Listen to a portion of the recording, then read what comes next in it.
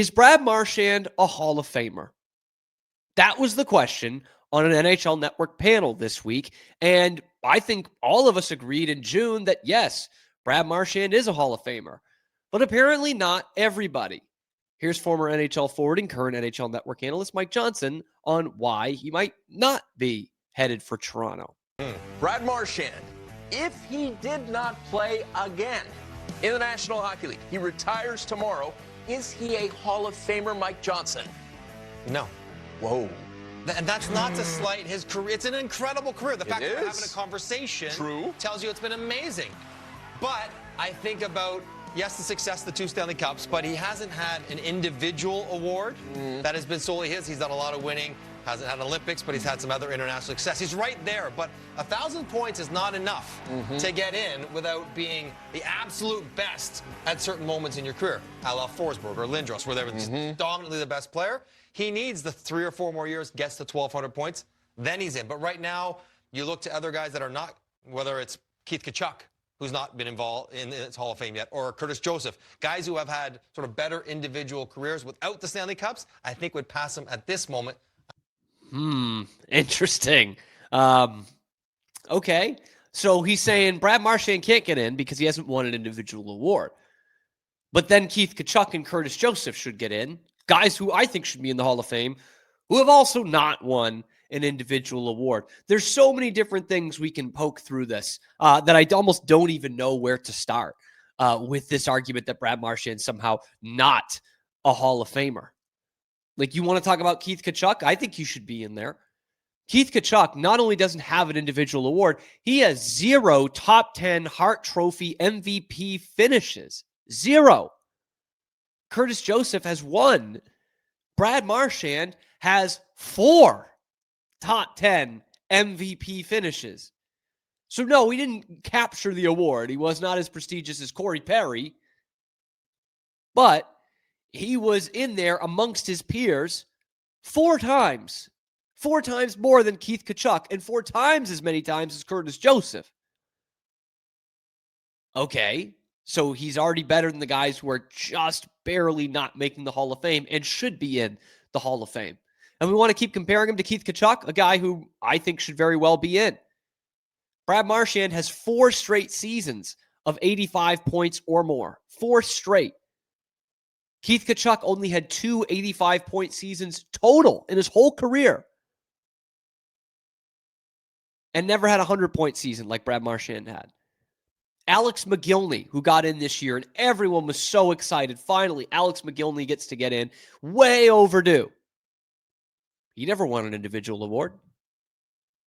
Shea Weber got in the Hall of Fame the year before on his first or second ballot? He never won an individual award. Except for that made-up one that Mark Messier has that he just hands out to people he likes.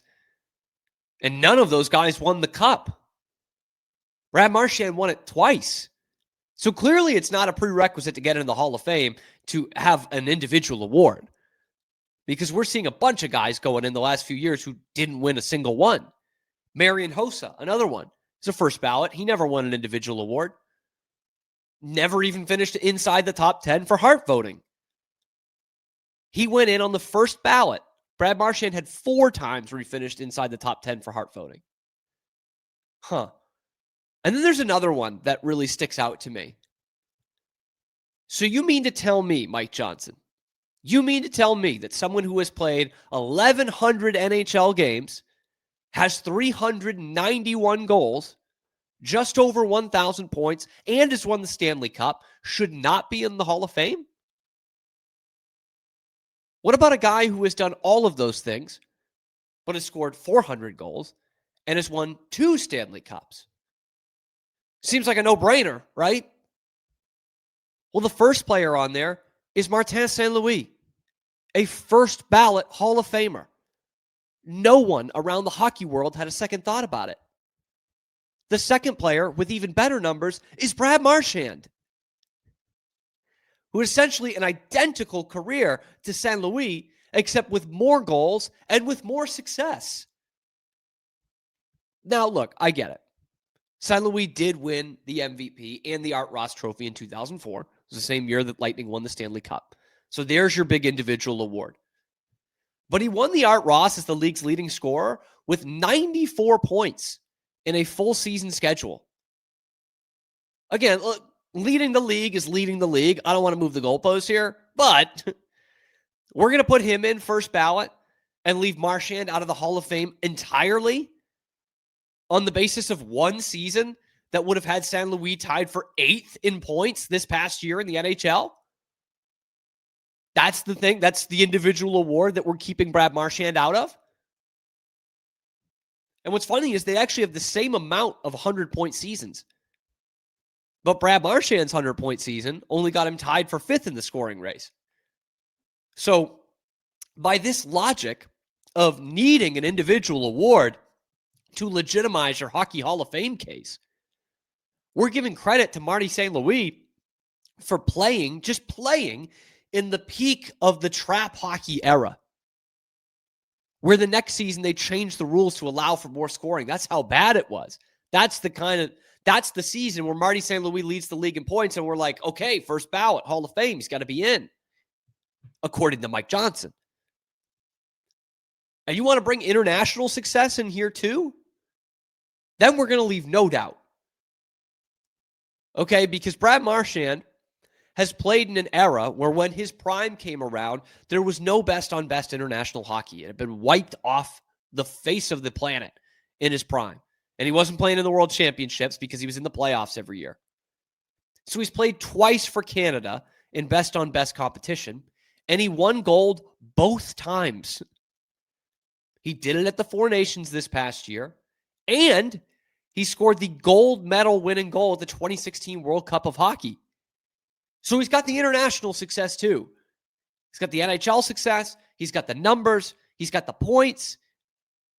But because he never won the Lady Byng, then he can't go in, which is an award he'll never win, by the way, even though he's changed his ways. But because he doesn't win one individual award, he can't go in the Hall of Fame. To me, that's just nuts. That's just crazy.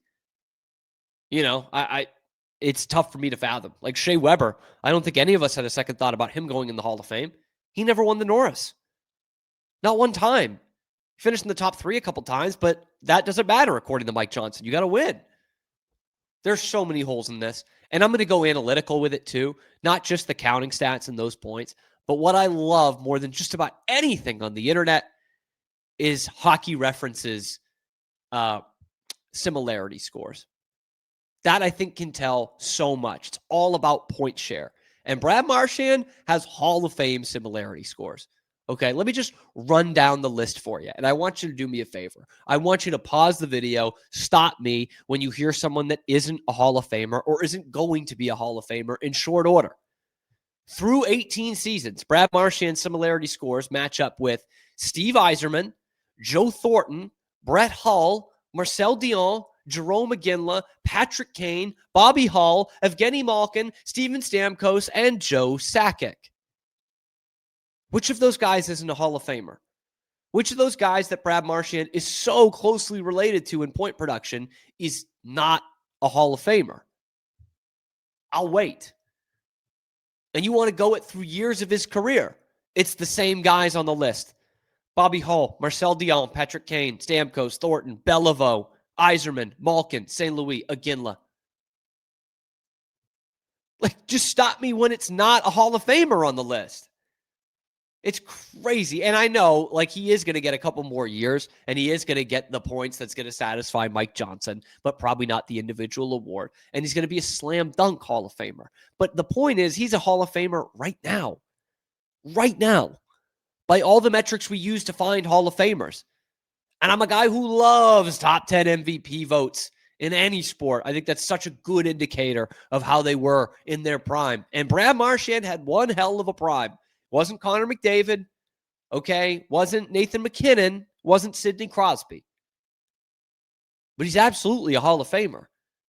And if Martin St. Louis, one of my favorite players growing up, if Martin St. Louis is a first ballot Hall of Famer, then there's no way you can leave Brad Marchand completely out when he's had an identical career with more success right now at this day if he never played another NHL game again. But oh, by the way, the Panthers have their two best players out for a long time. And 37-year-old Brad Marchand is on pace to score 100 points right now, a quarter of the way through the season. And you mean to tell me this dude's not a Hall of Famer? Come on.